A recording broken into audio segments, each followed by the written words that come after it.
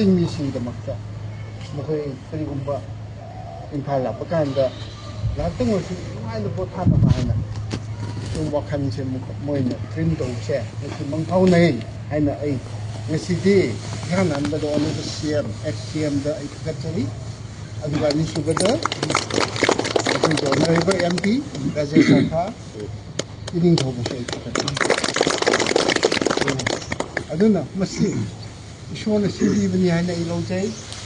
ꯑꯗꯨꯒ ꯑꯩꯈꯣꯏ ꯃꯌꯥꯝꯅ ꯄ꯭ꯔꯊꯅꯥ ꯇꯧꯕꯤꯕꯗꯣ ꯏꯁꯣꯔꯅꯁꯨ ꯇꯥꯕꯤꯔꯦ ꯃꯅꯤꯄꯨꯔꯁꯦ ꯐꯖꯈ꯭ꯔꯕ ꯂꯝ ꯀ꯭ꯂꯥꯏꯃꯦꯠꯅ ꯐꯖꯈ꯭ꯔꯕ ꯆꯥꯛ ꯏꯟꯁꯥꯡ ꯆꯥꯔꯕꯁꯨ ꯑꯇꯩ ꯃꯐꯝꯗꯒꯤ ꯏꯍꯥꯎ ꯍꯥꯎꯕꯁꯦ ꯃꯅꯤꯄꯨꯔꯗ ꯐꯪꯉꯤ ꯑꯗꯨꯒ ꯃꯤꯁꯦ ꯃꯌꯥꯏ ꯑꯣꯏꯔꯞ ꯑꯣꯏꯅ ꯐꯖꯕ ꯉꯥꯛꯇ ꯑꯗꯨꯕꯨ ꯑꯩꯈꯣꯏꯒꯤꯗ ꯏꯪꯊꯕ ꯇꯞꯊꯕ ꯅꯨꯡꯁꯤꯅꯕꯁꯤ ꯈꯔ ꯋꯥꯠꯂꯤꯑꯕ ꯃꯁꯤ ꯀꯅꯥꯅ ꯄꯨꯔꯛꯀꯅꯤ ꯑꯩꯈꯣꯏ ꯆꯤꯡꯃꯤ ꯇꯝꯃꯤꯁꯦ ꯑꯩꯈꯣꯏꯅ ꯍꯣꯠꯅꯕ ꯇꯥꯔꯦ ꯁꯤꯒꯨꯝꯕ ꯌꯨꯝꯁꯦ ꯒꯦꯁ ꯍꯥꯎꯁꯁꯦ ꯃꯁꯤꯅ ꯃꯔꯝ ꯑꯣꯏꯗꯨꯅ ꯄꯤꯁ ꯑꯦꯟ ꯄ꯭ꯔꯣꯁꯄꯦꯔꯤꯇꯤꯁꯦ ꯃꯁꯤꯗꯒꯤ ꯍꯧꯅꯅꯕ ꯇꯧꯁꯦ ꯍꯥꯏꯕꯁꯤ ꯑꯩ ꯉꯁꯤꯒꯤ ꯏꯍꯥꯟ ꯍꯥꯟꯕ ꯑꯗꯨꯝ ꯇꯧꯖꯩ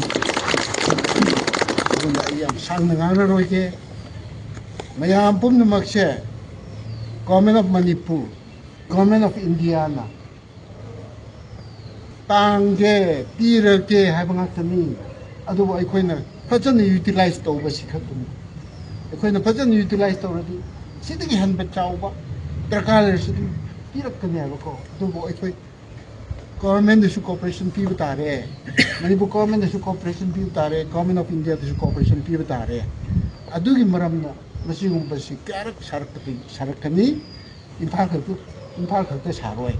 ꯆꯤꯡꯒꯤ ꯍꯦꯗꯀ꯭ꯋꯥꯇꯔ ꯈꯨꯗꯤꯡꯗꯁꯨ ꯃꯁꯤꯒꯨꯝꯕ ꯒꯦꯁ ꯍꯥꯎꯁ ꯑꯃꯃꯝ ꯁꯥꯔꯒ ꯃꯩꯇꯩ ꯃꯆꯥꯁꯤꯡ ꯑꯗꯨꯒ ꯇꯝꯄꯥꯛꯇ ꯂꯩꯔꯤꯕ ꯃꯅꯤꯄꯨꯔꯒꯤ ꯃꯤꯁꯤꯡꯁꯦ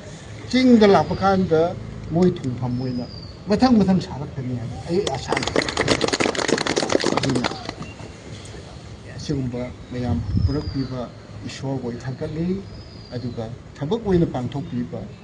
ꯑꯩꯈꯣꯏ ꯏꯅꯤꯡꯊꯧꯕꯁꯨ ꯑꯩ ꯊꯥꯒꯠꯂꯤ ꯑꯗꯨꯒ ꯃꯌꯥꯝꯁꯤ ꯂꯩꯍꯟꯅꯅꯕ ꯍꯣꯠꯅꯕꯤꯈꯤꯕ ꯍꯥꯏꯗꯤ 2016ꯁꯦ ngasi oiradi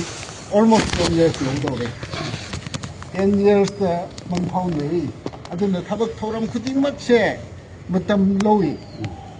politics matam loi ngai ni tabni patient leba tabni aikhoi mayam na ahan ngakni loina khangi patient leradi nongma natra nongma di thungrakni habise sini manipur se sum lang na leiroi nongma di phajana aikhoi mayam se ingna tapna leiminraga kadai da khoi chatlaga manipur se khwaidagi nungai ba mafam ama aikhoi semrase habise ningthau mayam gi mamangda ai apil tawjani sumaina ai gi wafam se ai tension jarage ishorna por bibo rasunu amen